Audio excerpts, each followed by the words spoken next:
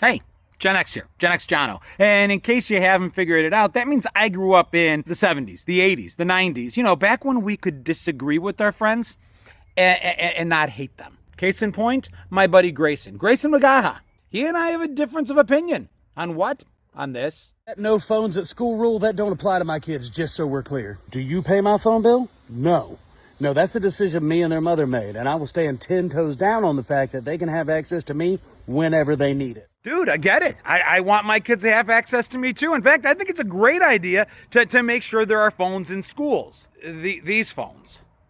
If my kid really needs to get a hold of me and it's an actual emergency where an adult can't help, we all know what we're talking about. They should have their phone available to them, but not powered on. That's the rule in South Carolina. They can have their phones in their backpack. They can have it with them. They can't pull it out and use it during the school day. Personally, I think phones are part of the problem. I think access to everything all the time in our kids' heads is part of the problem. And giving them a few hours every day in a school setting where they're supposed to be learning and hanging out with their friends, having no access to it for a little while, I think is a good thing. Now, my buddy Grayson makes great points. I agree with a lot of it in the abstract, meaning that I worry about my kids, he worries about his, and we want to be in touch. But in this case, I think going old school in school is probably the better way to go.